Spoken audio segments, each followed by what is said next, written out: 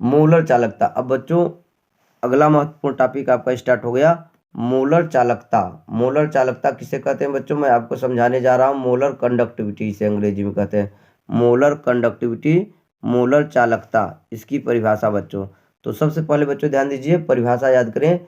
इलेक्ट्रोडों के मध्य स्थित, इलेक्ट्रोडों के मध्य स्थित किसी निश्चित आयतन में, इलेक्ट्रोडों के मध्य स्थित किसी निश्चित आयतन में यदि वैद्युत अपघट्य का 1 मोल घुला होता है तो उसके चालकत्व को मोलर चालकता कहते हैं। ओके बच्चों, इलेक्ट्रोडों के मध्य स्थित किसी निश्चित आयतन में यदि वैद्युत अपघट्य का 1 मोल घुला होता है तो उसके चालकत्व को मोलर चालकता कहते हैं। बच्चों परिभाषा बहुत जरूरी है, परीक्षा में पूछा जाता है, इसलिए परिभाषा को नोट करके याद कर लें बच्चों।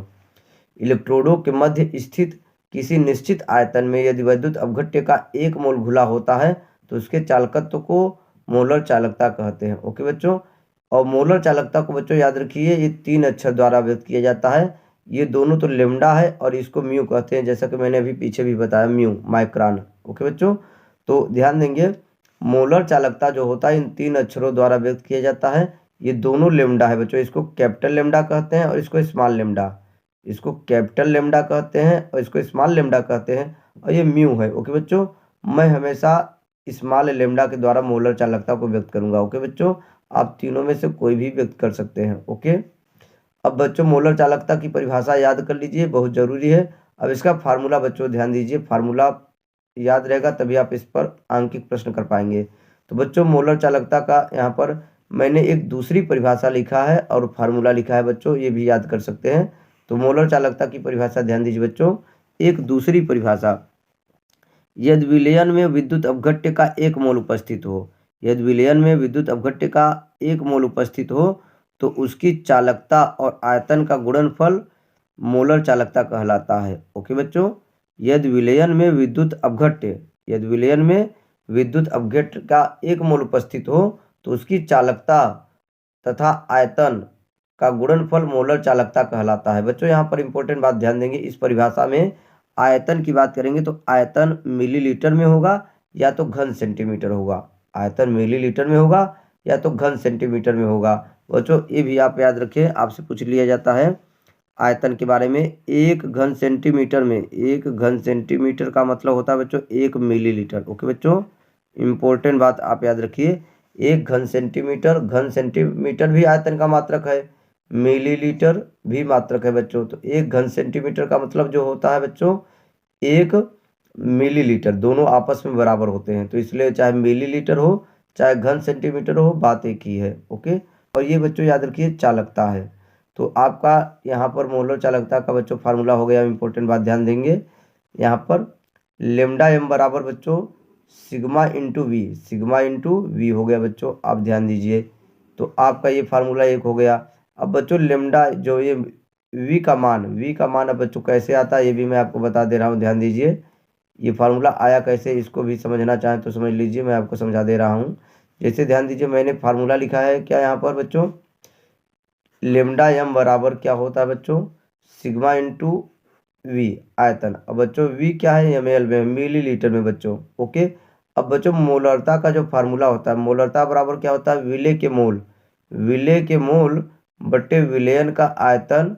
ओके बच्चों, यदि मिलीलीटर में रहेगा तो यहाँ पर 1000 का मल्टीप्लाई होता है। ओके बच्चों, मोलरता कैपिटल एम, जो सांद्रता का पद होता है मोलरता, मोलरता को कैपिटल एम से व्यक्त करते हैं। मोलरता बराबर होता है विलय के मोल बटे विलयन का आयतन, मिलीलीटर में रहेगा तो 1000 का मल्टीप्लाई।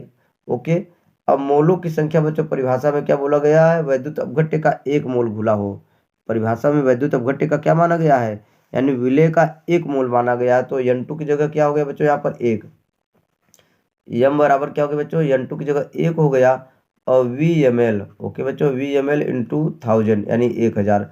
अब बच्चों यहाँ से वी एम एल का मान निकालेंगे तो बच्चों यहाँ सिंपल सा कैलकुलेशन है, वी एम एल बराबर क्या, वी एम एल इधर आ गया, यम बटे में आ गया, 1000 बटे बच्चों कैपिटल एम। ओके बच्चों, वी एम एल बराबर यानी वी आयतन का मान क्या हो गया 1000 बटे यम। अब तो बच्चों वी एम एल का मान आ गया 1000 बटे यम, वी एम एल इधर आ गया और यम कहाँ आ गया बटे में बच्चों। तो इस प्रकार से आयतन का मान क्या हो गया 1000 बटे मोलरता, 1000 बटे मोलरता। अब यही VmL यानी आयतन का मान ले जा करके इस समीकरण 1 में मान लीजिए रख दे रहे हैं बच्चों, तो ये चालकता सिग्मा तो एज इट इज रहेगा और VmL की जगह क्या रख देंगे 1000/m, तो 1000/m। तो इस प्रकार मोलर चालकता का ये फार्मूला प्राप्त हो जाता है बच्चों, आप ये ऐसा याद रख सकते हैं। ओके, तो ध्यान दीजिए बच्चों, मैं आपको फिर से बताने जा रहा हूँ, ये फार्मूला जरूर आप याद रखें। मोलर चालकता का 3 फार्मूला बच्चों याद रखिए। ओके बच्चों, और ये मैंने एक और लिखा है 4। ओके, तो फार्मूला को देख करके इतना कंफ्यूज नहीं होंगे, आप ये चारों फार्मूला याद करने की ज़रूरत नहीं है, केवल एक फार्मूला से आपका काम हो जाएगा। ओके बच्चों, आप चाहे तो केवल इस मेन फार्मूले को याद कर लें, इसको बाकी किसी को याद करने की ज़रूरत नहीं है। ओके बच्चों, लेकिन कभी आपसे बहुविकल्पी में पूछ लिया जाता है, इसलिए सभी को आप याद रखें तो ज़्यादा बेटर रहेगा। अब आंकिक प्रश्न लगाने के लिए किस फार्मूले का यूज करेंगे मैं आपको समझाने जा रहा हूँ डिटेल में, क्योंकि ये यहाँ 4 फार्मूला लिखा है, तो आप कंफ्यूज हो रहे हैं कि कौन सा फार्मूला हम कब यूज करेंगे। तो बच्चों ज़रूरी बात है, मैं आपको समझाने जा रहा हूँ आगे। मोलर चालकता के 4 फार्मूला है, आप ध्यान दीजिए। बच्चों यहाँ पर सबसे जरूरी बात मैंने लिखा हुआ है बच्चों, ध्यान दीजिए रिमार्क में, मोलर चालकता का कैलकुलेशन करने के लिए, मोलर चालकता से संबंधित सवाल आंकिक प्रश्न करने के लिए किस फार्मूले का प्रयोग कब करते हैं, ये बहुत बड़ा कन्फ्यूजन होता है बच्चों को। तो मैं वही कन्फ्यूजन यहाँ पर क्लियर कर दिया हूँ बच्चों, ध्यान दीजिए, कोई भी डाउट नहीं है, मेरी बातों को यहाँ पर ध्यान से सुनिए बच्चों। यहाँ पर ध्यान दीजिए, यदि चालकता का मान ध्यान दीजिए प्रति ओम प्रति सेंटीमीटर यानी सीमेंस प्रति सेंटीमीटर में दिया हो। महत्वपूर्ण बात बच्चों, चालकता का मान, क्वेश्चन में ध्यान देंगे, चालकता का मान यदि सीमेंस प्रति सेंटीमीटर में दिया है और जो सांद्रता यानी सांद्रता का जो मान है, मोलरता का मान मोल प्रति लीटर या मोल प्रति डेसी घन मीटर, मोल प्रति डेसी घन मीटर में दिया है, तो बच्चों ध्यान दीजिए, मोलर चालकता ज्ञात करने के लिए इस फार्मूले का प्रयोग करेंगे। बच्चों ध्यान दीजिए, मात्रक बहुत जरूरी है। चालकता का मात्रक यदि सीमेंस प्रति सेंटीमीटर में, सीमेंस प्रति सेंटीमीटर में, और मैंने बताया सीमेंस को क्या कहते हैं, प्रति ओम भी कहते हैं बच्चों, तो दोनों तो एक ही बात है। तो सीमेंस प्रति सेंटीमीटर में चालकता को दिया गया हो सवाल में। अब बच्चों जो सांद्रता है, सांद्रता यानी मोलरता जो दिया है, मोल प्रति लीटर में दिया हो या मोल प्रति डेसी घन मीटर में दिया हो, तो बच्चों मोलर चालकता का मान निकालने के लिए इस फार्मूले का प्रयोग करेंगे।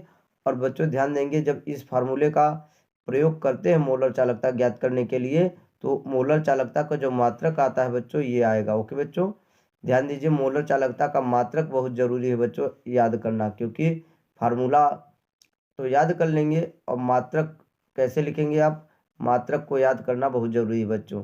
तो मोलर चालकता का ये फार्मूला जरूर याद रखें और मात्रक भी याद रखें। इसको बच्चों ध्यान दीजिए, सीमेंस स्क्वायर सेंटीमीटर प्रति मोल, सीमेंस स्क्वायर सेंटीमीटर प्रति मोल है। ओके बच्चों, आप याद रखें, और सीमेंस की जगह मैं बार बार बता रहा हूँ प्रति ओम भी हो जाएगा। ओके, तो बच्चों आपको बात क्लियर हो गया। जब कभी भी चालकता इसमें दिया रहे, मात्रक याद रखें सीमेंस प्रति सेंटीमीटर में, या जो सांद्रता जो है मोल प्रति लीटर, और मोल प्रति लीटर के जगह बच्चों मोल प्रति डेसी घन मीटर भी दिया रहेगा, मोल प्रति डेसी घन मीटर भी दिया रहेगा, दोनों एक ही चीज़ है बच्चों, याद रखेंगे। तो इसका यूज करेंगे, और जब इसका यूज करते हैं तो लेमडा एम का मात्रक बहुत जरूरी है, सीमेंस स्क्वायर सेंटीमीटर प्रति मोल, ये मात्रक लिखेंगे आंसर में। ओके बच्चों, आप याद रखें बच्चों, 1 लीटर में जो होता है 1 डेसी घन मीटर होता है, 1 लीटर कहिए या 1 डेसी घन मीटर कहिए, बात एक ही है। ओके बच्चों, ध्यान दीजिए, 1 लीटर बराबर 1 डेसी घन मीटर होता है, ये दोनों का मतलब सेम चीज होता है, आप याद रखिएगा। ओके, महत्वपूर्ण बात बच्चों। अब बच्चों ये फार्मूला हो गया बच्चों, जैसा कि मैंने समझाया, मात्रक, ये जब मात्रक रहेंगे तो इस फार्मूले का यूज करेंगे लेमडा एम का मान निकालने के लिए, और लेमडा एम का मात्रक याद रखेंगे। अब बच्चों आगे ध्यान दीजिए, यहाँ पर मोलर चालकता, अब बच्चों ध्यान दीजिए, मैंने अभी आपको बताया, यहाँ पर ध्यान देंगे, जो मोलर चालकता का मान आएगा, मोलर चालकता का मान जो बच्चों यहाँ पर फार्मूले से जब यूज करेंगे, तो यहाँ पर क्या आया, सीमेंस स्क्वायर सेंटीमीटर प्रति मोल। जब इस फार्मूले का प्रयोग करेंगे तो मोलर चालकता का मात्रक सीमेंस स्क्वायर सेंटीमीटर प्रति मोल में आया है, लेकिन आपसे मान लीजिए कभी आपसे वैल्यू पूछा गया हो सीमेंस स्क्वायर मीटर में, सीमेंस स्क्वायर मीटर प्रति मोल, तो बच्चों उसके लिए क्या करना पड़ेगा, ध्यान दीजिए, हमेशा इसी फार्मूले का प्रयोग करेंगे, हम लास्ट में क्या कर देंगे, मल्टीप्लाई करके सॉल्व कर लेंगे बच्चों। ध्यान दीजिए, आगे मैंने वो चीज़ समझाया हुआ है।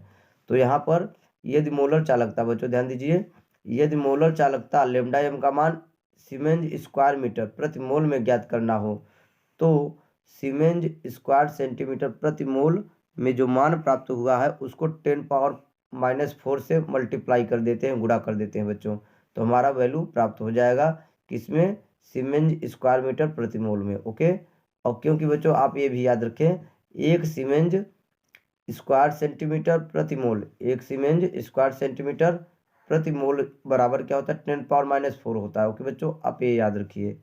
ओके, जैसे एग्जाम्पल के लिए मैं बोलूँ, आपको आया है 2, क्या बच्चों, 2 सीमेंज स्क्वायर सेंटीमीटर प्रति मोल आपका आंसर आ गया। ओके बच्चों, पीछे वाला भी फार्मूला यूज करके, तो इसको इसमें पता करना है तो आपको क्या करना पड़ेगा, 10⁻⁻4 का मल्टीप्लाई करना पड़ेगा। ओके बच्चों, 10⁻⁻4 का मल्टीप्लाई कर देंगे तो ये क्या हो जाएगा, सीमेंज स्क्वायर मीटर प्रति मोल आपका ये हो जाएगा इस प्रकार। ओके बच्चों, आप याद रखें। अब बच्चों आगे ध्यान दीजिए, मैं आपको समझाने जा रहा हूँ नंबर 2, पॉइंट नंबर 2 याद रखेंगे बच्चों, चालकता का मान। ध्यान दीजिए, यदि चालकता का मान सीमेंज प्रति मीटर में दिया हो, यदि चालकता का मान सीमेंज प्रति मीटर में दिया हो तथा सांद्रता मोल प्रति घन मीटर में दिया गया हो, सांद्रता मोल प्रति घन मीटर में दिया हो और चालकता का मान सीमेंज प्रति मीटर में दिया गया हो, तो मोलर चालकता ज्ञात करने के लिए बच्चों ध्यान देंगे इस फार्मूले का यूज करेंगे। दोनों फार्मूले में ध्यान दीजिए, पीछे वाले फार्मूले में बच्चों ध्यान दीजिए 1000 ऊपर है और इस फार्मूले में 1000 नीचे, तो आप कंफ्यूज नहीं होंगे बच्चों। ध्यान दीजिए, यहाँ पर मैंने बताया भी, देखिए 1000 गुणित, देखिए सिग्मा गुणित 1000/m, 1000 यहाँ ऊपर है, जब यहाँ पर सेंटीमीटर रहेगा बच्चों, ध्यान दीजिए सेंटीमीटर रहेगा तो बच्चों 1000 ऊपर रहेगा, जब मीटर रहेगा, जब यहाँ पर मीटर रहेगा, मीटर वाला यूज करेंगे वैल्यू, तो यहाँ पर 1000 बटे में आ जाएगा, तो आप कंफ्यूज नहीं होंगे। सेंटीमीटर वाला में 1000 ऊपर और मीटर वाला में 1000 नीचे होता है। ओके, तो आप बच्चों कंफ्यूज नहीं होंगे। तो जैसा कि मैंने बताया, चालकता का मान सीमेंज प्रति मीटर में दिया हो और मोलरता, ध्यान दीजिए मोलरता बच्चों याद रखिए, या सांद्रता कहिएगा, मोल प्रति घन मीटर में दिया हो, मोल प्रति घन मीटर में दिया गया हो, तो हम मोलर चालकता को निकालने के लिए इसका यूज करेंगे। अब बच्चों यहाँ पर मोल प्रति लीटर या मोल प्रति डेसी घन मीटर को मोल प्रति घन मीटर में बदलने के लिए 1000 का गुणा करते हैं। बच्चों जैसे मैंने अभी बताया आपको, चालकता तो सीमेंज प्रति मीटर में मान लो दिया रहेगा, लेकिन मोलरता मान लीजिए मोल प्रति लीटर में या मोल प्रति डेसी घन मीटर में, मोल प्रति डेसी घन मीटर में दिया हुआ है, तो उसको मोल प्रति घन मीटर में बदलना पड़ेगा, तभी इस फार्मूले का यूज करेंगे। क्योंकि ये फार्मूला कब यूज कर पाएंगे, जब आपको सांद्रता का मान यानी कैपिटल एम का जो मान है मोल प्रति घन मीटर में दिया रहे, मोल प्रति घन मीटर में ये कैपिटल एम मालूम रहे और सिग्मा सीमेंज प्रति मीटर में मालूम हो, तभी इसका यूज करेंगे। तो यदि मोल प्रति घन मीटर की जगह मोल प्रति मीटर दिया है तो बच्चों याद रखेंगे, या मोल प्रति, ये दोनों तो एक ही चीज़ है, तो 1000 का जब इनमें मल्टीप्लाई कर देंगे तो वो मोल प्रति घन मीटर में बदल जाएगा। ओके बच्चों, मोल प्रति लीटर को जब 1000 का मल्टीप्लाई कर देंगे तो बच्चों याद रखिए वो मोल प्रति घन मीटर में बदल जाएगा, आप याद रखिए। तो इन्हीं दो फार्मूलों का यूज करेंगे बच्चों। जब सीमेंज प्रति मीटर में चालकता दिया गया हो तो बच्चों इसका यूज करेंगे, और ज़रूरी बात मोल प्रति लीटर दिया रहेगा तो उसमें 1000 का मल्टीप्लाई कर देंगे तो मोल प्रति घन मीटर में बदल जाएगा कैपिटल एम, तभी इस फार्मूले में मान रखेंगे। अब पिछला फार्मूला तो मैंने समझाया, जो 1000 ऊपर है वो सीमेंज प्रति सेंटीमीटर वाला है। ओके बच्चों, उसी का मैंने प्रयोग करके सारे क्वेश्चन सॉल्व किए हैं आगे। ओके बच्चों, तो अब आगे ध्यान दीजिए बच्चों, ध्यान दीजिए, जैसा कि मैंने अभी आपको बताया, लेमडा एम का मान ज्ञात करने के लिए इस फार्मूले का प्रयोग करेंगे। जब आपको चालकता का मान सीमेंज प्रति मीटर में दिया गया हो, चालकता का मान सीमेंज प्रति मीटर में दिया गया हो और जो सांद्रता है कैपिटल एम, मोलरता बच्चों, वो मोल प्रति घन मीटर में प्राप्त हो, मोल प्रति घन मीटर में प्राप्त हो, तो इसका प्रयोग करेंगे। तो बच्चों उसके आधार पर लेमडा एम का मान प्राप्त होता है स्क्वायर मीटर में। बच्चों याद रखेंगे, देख रहे हैं ना, ये वैल्यू लिखा है मैंने मात्रक, सेंटीमीटर की जगह क्या हो गया, स्क्वायर मीटर हो गया है, जहाँ सेंटीमीटर था वहाँ मीटर हो गया है, तो सीमेंज स्क्वायर मीटर प्रति मोल, सीमेंज स्क्वायर मीटर प्रति मोल। ओके बच्चों, अब बच्चों आपने वैल्यू इसमें प्राप्त किया है सीमेंज स्क्वायर मीटर प्रति मोल, और आपसे पूछा गया है, इसमें पूछा गया है, तो बच्चों ध्यान दीजिए, इसको इसमें बदलने के लिए 10⁻4 का मल्टीप्लाई करेंगे। ओके बच्चों, आप ये याद रखिए। अभी जो पीछे किया वही है बच्चों, ध्यान दीजिए, मैंने अभी समझाया आप लोगों को। जैसा कि आपको इधर से इधर जाना है तो 10⁻⁻4 का मल्टीप्लाई करना पड़ेगा। ध्यान दीजिए, इंपॉर्टेंट बात, सीमेंस स्क्वायर सेंटीमीटर प्रति मोल है, इसको इधर से इधर जाना है तो 10⁻⁻4 का मल्टीप्लाई करना है, और इधर से इधर आना है तो 10⁻4 का मल्टीप्लाई करना पड़ेगा। ओके बच्चों, ध्यान दीजिए, आपको यदि स्क्वायर मीटर यानी मीटर वाला को सेंटीमीटर में बदलना है, मीटर वाला को सेंटीमीटर में बदलना है तो 10⁻4 का मल्टीप्लाई करेंगे, और सेंटीमीटर वाला को मीटर में बदलना है तो बच्चों -4 हो जाएगा, यहाँ 10⁻⁻4 का मल्टीप्लाई करेंगे। ओके बच्चों, तो बच्चों अब अगला टॉपिक ध्यान दीजिए, तुल्यांकी चालकता। तुल्यांकी चालकता का परिभाषा और मात्रक मैंने समझाया हुआ है, फार्मूला यहाँ ध्यान दीजिए बच्चों।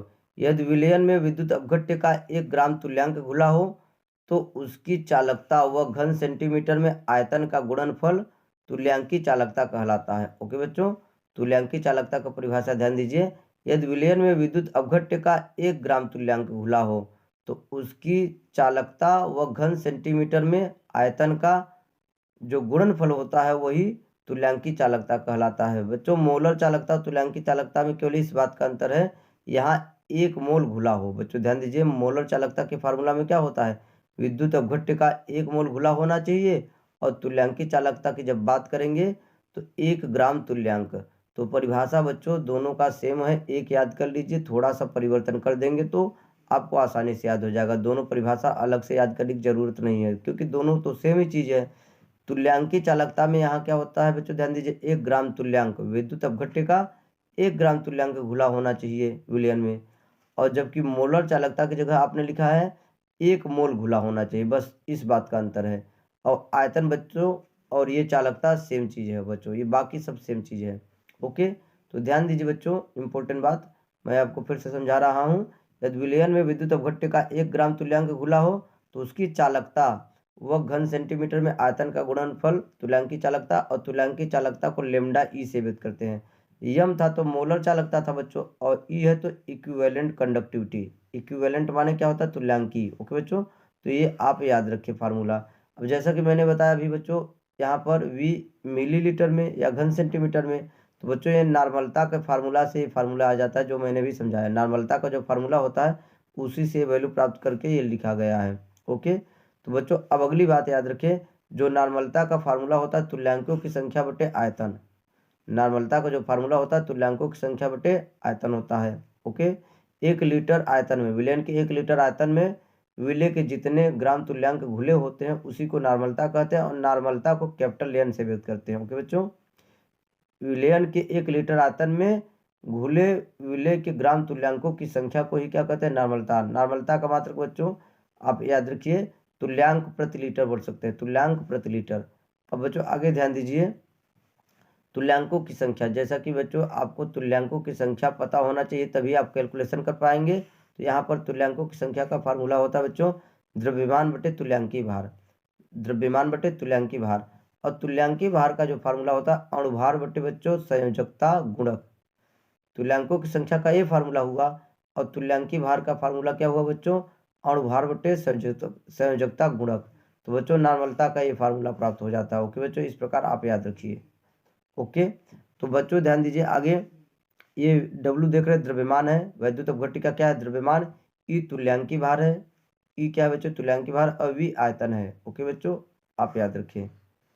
अब बच्चों तुल्यांकी चालकता का मात्रक, तुल्यांकी चालकता का मात्रक बच्चों वही सेम मात्रक है बच्चों, ध्यान दीजिए, सीमेंस स्क्वायर मीटर, यहाँ पर मोल होता है, यहाँ पर इक्विवेलेंट तुल्यांक। ओके बच्चों, EQ का मतलब बच्चों तुल्यांक हो गया, तो सीमेंस स्क्वायर मीटर प्रति तुल्यांक, सीमेंस स्क्वायर मीटर प्रति तुल्यांक। ओके बच्चों, मोल जहाँ था वहाँ पर क्या हो गया, तुल्यांक हो गया, EQ का मतलब तुल्यांक। ओके बच्चों, तो तुल्यांकी चालकता का मात्रक ये याद कर लीजिए।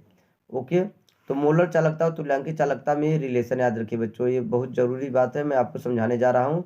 मोलर चालकता लेमडा एम और तुल्यांकी चालकता लेमडा ई में संबंध क्या होता है।